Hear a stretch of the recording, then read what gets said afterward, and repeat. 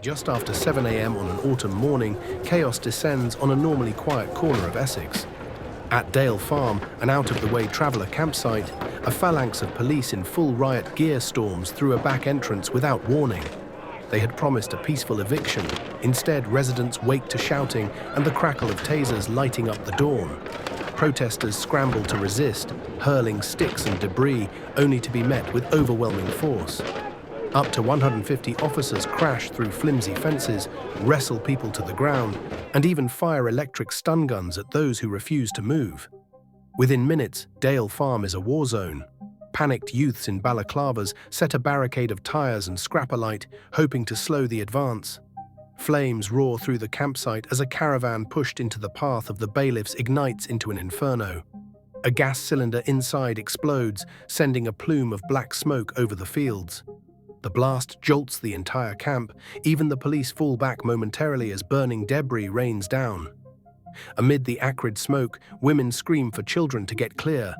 One resident, Nora Sheridan, cries out in disbelief. They promised a peaceful eviction, but it wasn't. It wasn't peaceful at all.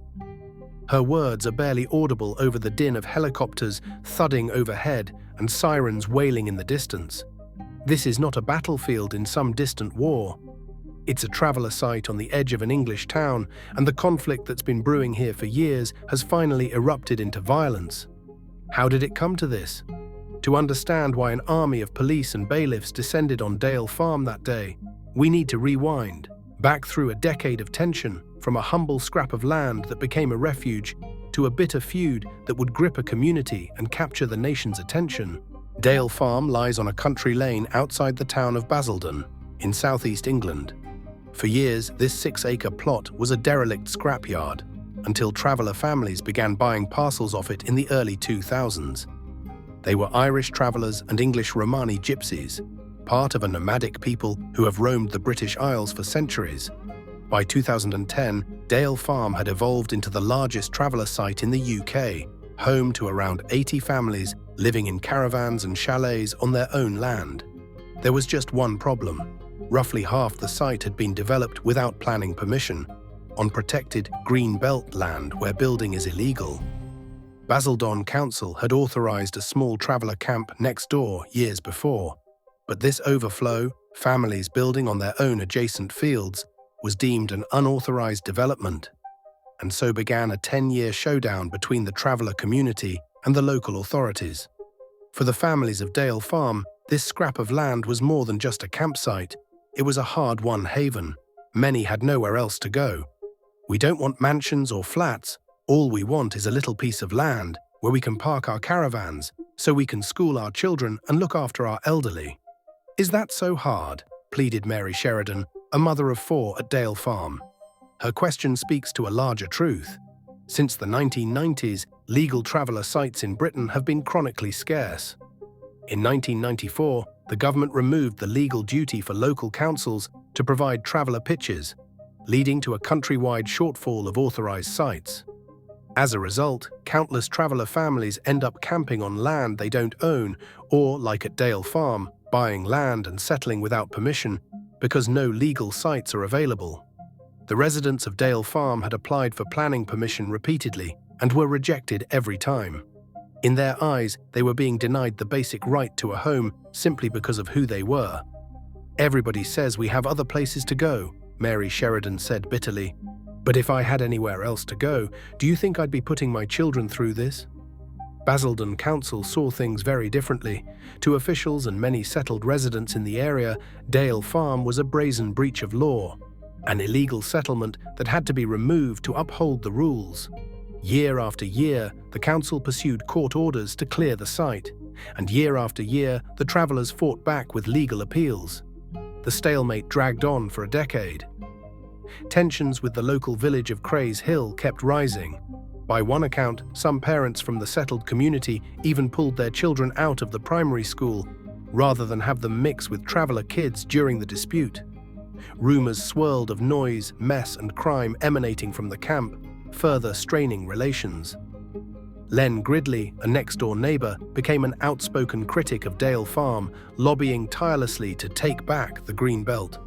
Inside Dale Farm, families hunkered down, hoping for a reprieve. Appeals went as high as the High Court and even the United Nations.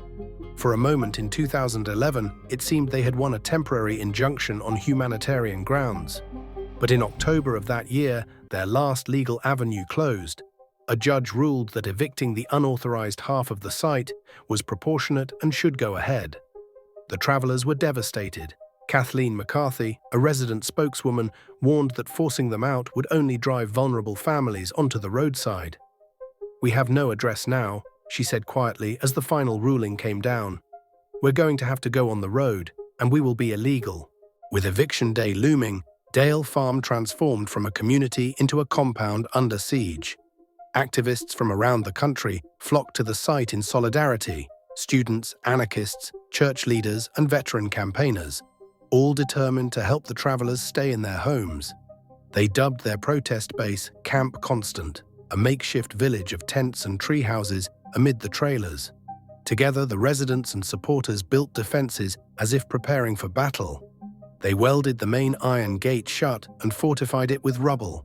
They erected scaffolding towers at the entrance, with young protesters perched atop, chained to barrels of concrete. By mid-October 2011, Dale Farm looked like something out of medieval history. It was an extraordinary situation, like two medieval encampments next to each other, ready to go to war, recalled Grattan Puxon, a veteran gypsy rights activist who helped organize the resistance. On one side of the barricades were the travelers and their activist allies, armed only with determination and a few stockpiled bricks and bottles. On the other side, gathering just out of sight, was the might of the state, hundreds of police officers and bailiffs, backed by bulldozers, waiting for the signal to charge in. In the days before the eviction, anxiety hung thick in the air. Helicopters circled overhead endlessly, a reminder that the authorities were monitoring every move. The local primary school, located just down the road, took the extraordinary step of giving its pupils worry stones to squeeze during morning assembly, hoping to calm the children's nerves. Even at ages 5 or 10, they knew something big and scary was about to happen. Many of these kids lived at Dale Farm, and their classmates from the settled community had heard all the fearful whispers from adults. Some of them were talking about seeing their belongings burning and the big vehicles coming in flattening things, remembered Haley Dyer, the head teacher, describing the dread that fell over her students. Basildon Council, for its part, insisted that it had exhausted all other options. The council's leader, Tony Ball, went on television urging Dale Farm's residents to leave peacefully before force was used. Over the years, the council claimed they had even offered brick-and-mortar public housing to the travelers, offers which were declined because the families wanted to stay together on their own land. After 10 years of negotiation to try to find a peaceful solution, "What we are doing is the right thing," Ball told reporters on the eve of the operation. To him, upholding the rule of law was non-negotiable. He stressed that an eviction, while regrettable, had become necessary, both to restore the Greenbelt and to send a message that no community is above planning laws. Privately, though, everyone knew the risks. Tensions had run so high for so long that any spark could set off an explosion. That spark would come in the early hours of October 19, 2011. Before sunrise, Dale Farm lies under an eerie quiet. A mist clings to the fields. Most families are still asleep in their trailers, though a handful of protesters stand guard by the front gate, huddled in blankets against the chill. They don't know it yet, but the real threat isn't at the main gate at all. It's at the rear of the camp, where a weak point in the fence borders open farmland. There, in the dim light, shadows are moving. The rumble of engines grows louder. Suddenly a shout, "They're coming in the back." Without warning, Essex riot police pour through a rear gap in the perimeter, catching everyone by surprise. Officers sprint forward in formation, helmets and shields gleaming, intent on securing the center of the camp before the defenders can react. For a few seconds, shock freezes the protesters in place. They had expected the eviction to start at the main gate, not here. Then pandemonium. A young man perched on the scaffolding tower lets out a curse and starts frantically clanging a metal pole against the structure like an alarm bell. Others scramble down, shouting, "Back gate! Back gate!" In their caravans, families jolt awake to the sound of missiles hitting shields and police battle cries. In the chaos, some protesters do what they'd vowed for weeks. They physically interpose themselves between the advancing authorities and the families' homes. A handful of activists chain themselves by the neck to the front gate and each other, hoping to delay the clearance. But the police have split into units and are moving methodically. One squad storms the main gate from inside, using buzzsaws to cut through the welded locks. Another squad fans out through the rows of trailers, clearing a path for the oncoming bailiffs. They encounter fierce but fleeting resistance. A flying brick here, a toppled refrigerator there. Two officers fall back momentarily after being struck by thrown objects, and in response, a taser crackles to life. An electricity-arched dart hits a protester who had been climbing a shed roof. With a scream, the man tumbles to the ground, muscles convulsing from the shock. Gasps rise from the crowd. The police are using tasers now. Later, officials would confirm at least 2 people were tased during that dawn assault. It was terrifying, like an electric shock going through the whole place, recalls Mary Sheridan, who witnessed a young relative writhing from a taser hit. Whatever hopes remained for a calm, negotiated eviction evaporate in that moment. Desperate to slow the onslaught, some of the younger men among the travelers and protesters resort to a last-ditch tactic. They heave old tires, wooden pallets, and even an abandoned sofa onto the pathway and set them ablaze. A wall of fire suddenly blooms near the center of the site, spitting intense heat. As the flames spread to a pile of rubbish, they lick at the side of a white caravan that had been left as part of the barricade. Within seconds, the caravan catches fire, its thin walls engulfed in orange flame. Someone yells, "Get back! Get back!" Families clutching children retreat from the advancing heat, eyes stinging from smoke.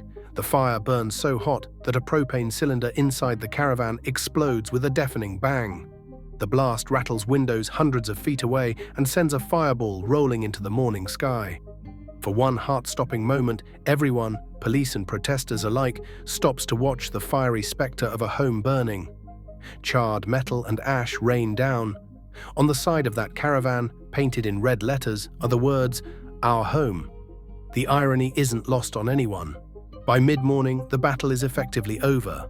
The element of surprise and overwhelming force have won the day for the authorities. Police systematically dismantle the barricades, cutting protesters free and dragging them off in handcuffs one by one. Officers with riot shields form a cordon to push back the crowds as uniformed bailiffs begin the grim work of demolishing structures. They smash sheds and topple fences with sledgehammers, making way for bulldozers waiting at the lane. In one harrowing scene, enforcement agents carefully lift a fragile older woman out of her wheelchair and carry her away to safety as her relatives scream in protest. Nearby, paramedics attend to a few injured. A woman with a back injury is placed on a stretcher. 2 people are treated for smoke inhalation, another for a bloody nose. For the first time in its history, Dale Farm is filled not with the sounds of family life, but with the roar of heavy machinery and the boots of an occupying force. Throughout the operation, officials try to project an air of control and necessity. Standing before TV cameras at the edge of the site, council leader Tony Ball insists he takes no joy in seeing families uprooted, but maintains it had to be done. "I am absolutely clear that this is the right thing," Ball declares, flanked by police. He thanks the officers for their professionalism and points to the morning's events as proof that a hard line was warranted. "We've seen the level of violence put up by protesters. It was absolutely right that the police led the operation." He notes that alternate housing had been offered to the traveller families, brick-and-mortar flats and council houses, but, in his view, they'd misled their own community into thinking they could stay and ultimately turned those offers down. Ball's implication is clear. The blame, in his eyes, lies partly with the traveller leaders for giving their people false hope. To the families watching their homes being destroyed, those words sting with injustice. As an earth mover rumbles in to start tearing up plots, Mary Sheridan stands near the rubble of what was once her yard, holding her 4-month-old baby. "Is this your idea of a peaceful resolution, Tony Ball?" she shouts, voice hoarse from smoke and tears. "When you go home tonight, will you sleep happy knowing you've put our children on the roadside?" Around her, other residents gather whatever possessions they can carry, clothes, family photos, maybe a pet, and prepare to leave the only home they've known for years. Some are too exhausted or afraid to fight anymore. Others seethe with anger, shouting curses as police escort them off what is, ironically, still their private property. One elderly man, Cornelius Sheridan, had pleaded to be allowed to live out his last days on his plot at Dale Farm. Now he is carried out on a stretcher by medics, his wish cruelly denied. "We're not animals, we're human beings." Another resident sobs to a reporter amid the chaos. "They've destroyed us today." Even among the travelers, opinions vary on how the resistance was handled. Candy Sheridan, a relative of some residents and vice chair of the Gypsy Council, tried to help sick and elderly folks during the standoff, arranging generators for those on medical equipment. Now she stands at the edge of the wreckage, eyes blazing. "It was like living in a war zone," Candy says of the past few hours. "A massive injustice. Shameful of this country, picking on vulnerable people like that."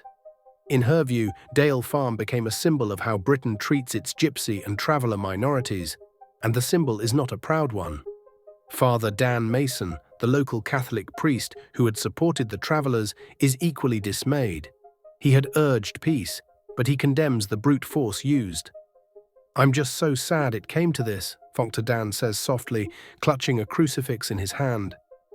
There were other options. Land was offered elsewhere that the council refused. This didn't need to happen this way.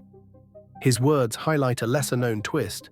The UK government's Homes and Communities Agency had earlier identified alternate land where Basildon could have built a new site for the Dale Farm families, but local officials declined those offers. In the end, neither side backed down, and the Dale Farm war reached its fiery climax.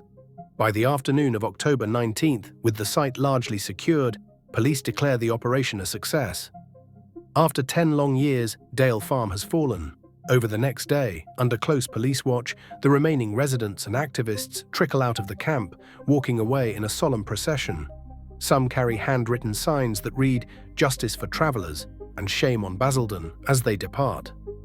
"You can't take away our dignity," one woman defiantly tells a TV camera, her belongings piled in a wheelbarrow. In total, around 50 people were arrested during the eviction and standoff. Dozens of makeshift homes were reduced to splinters and ash, and 86 families, including around 100 children, were now essentially homeless. When the dust settled, the community that had existed at Dale Farm was scattered to the winds. Many families spent the next nights camped on the side of the road leading to the site, unwilling to go far. They set up vans and caravans along the lanes of Crays Hill, within sight of the charred remains of their former plots. As predicted, they now had no legal place to go. Basildon Council had not arranged any alternative pitches for them in the area. "If they would just offer us a piece of land, we'd leave now," Kathleen McCarthy had said during the eviction, begging for a solution even as her baby cried in her arms. But no solution came. The authorities did serve an ominous notice, however. Anyone lingering too long on the roadside would be moved on again under anti-trespassing laws. The message to the travellers was clear: you're not welcome to stay here, not anywhere around here. The emotional toll was devastating.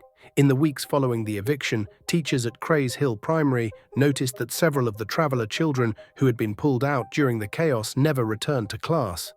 Their families had drifted away, some reportedly trying to find refuge on other relatives' sites in Ireland or elsewhere in England.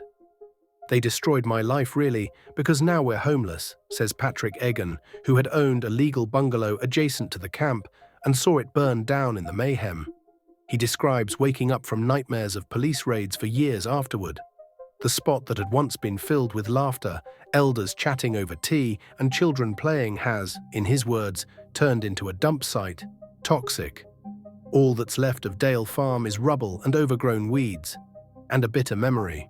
For Basildon Council, the immediate victory came at a steep cost. The operation to clear Dale Farm ended up costing local taxpayers roughly £4.8 million. Council workers bulldozed the remnants of the illegal plots, and then nothing. Despite promises to restore the land to pristine green belt, 10 years passed and the site still lay derelict, a fenced-off wasteland of concrete slabs and rubbish. When they did the eviction, it was meant to be turned back into green fields, notes Len Gridley, the embattled neighbour, a decade on. 10 years later, nothing has been done. The council doesn't want to clean up the mess. Ironically, the standoff that was ostensibly about protecting the greenbelt resulted in an even bigger blight on the landscape. Figuring that if they couldn't live there, maybe a housing estate could rise instead. As of today, it's unclear if even that will happen. Basildon's leaders have hinted they might block any development on Dale Farm out of spite or principle. On a national level, the Battle of Dale Farm shook the conversation about traveller rights and societal attitudes. Media coverage beamed images of burning caravans and riot police into homes across Britain and beyond. For many in the settled population, it was the first time they had thought about gypsies and travellers since perhaps seeing them at the side of a road or in fleeting news about unauthorised encampments. Pauline Anderson, an Irish traveller advocate, observed that public opinion only hardened after Dale Farm.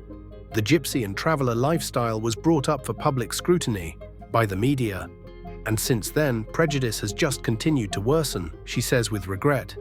Indeed, some newspapers painted the eviction as a triumphant enforcement of law over lawlessness, while others highlighted the human tragedy of it. The community itself felt the sting of stigma.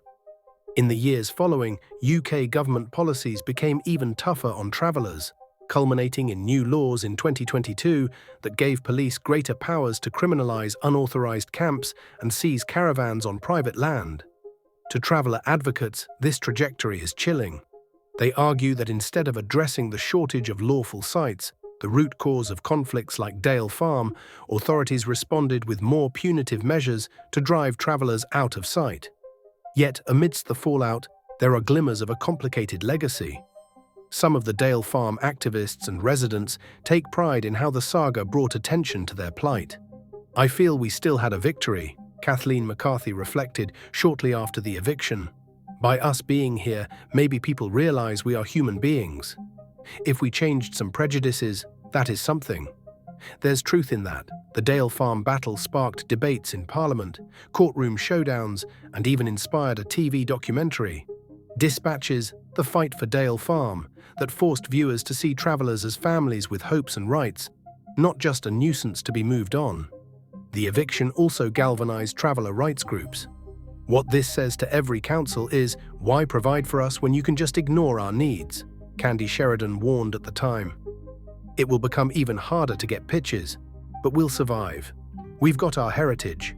In the decades since, campaigns for new legal sites in Britain have grown more vocal, if not always more successful. Back in Essex, Dale Farm's story remains a wound that hasn't fully healed. A decade on, former residents and their children still drift from place to place, some in housing, others back on the road. "It doesn't matter where we go," says one traveller youth who grew up at Dale Farm. "Everyone seems to know where we shouldn't be, but no one knows where we should be." His words underline the central dilemma that Dale Farm came to symbolise. A community that wanted to settle down, clashing with a society that wouldn't let them settle there. In the end, the UK's most notorious traveller site war solved little. Basildon got its eviction, but not its green field. The travellers lost their homes, but not their resolve to seek a place they can belong. And the town that was shaken by the showdown at Dale Farm learned that even after the cameras leave and the headlines fade, the human consequences persist. On a quiet evening now, if you walk down Oak Lane past the rusted gates of the former Dale Farm, you might never guess at the drama that unfolded here. There's no memorial to mark the traveller war that shook this town. But in the collective memory of those who lived it, Dale Farm stands as a stark reminder of what happens when two worlds collide and neither will budge. It began as a conflict over a few acres of land and the simple wish for a home. It ended in flames, tears, and lessons still being learned about community, justice, and the price of moving people on. The story of the Dale Farm eviction asks a question that Britain is still grappling with. How do we find a place for travellers in a society that fears them? The answer remains uncertain. But for the families of Dale Farm, one thing is certain. They will carry the legacy of that fight and the hope for something better wherever the road takes them next.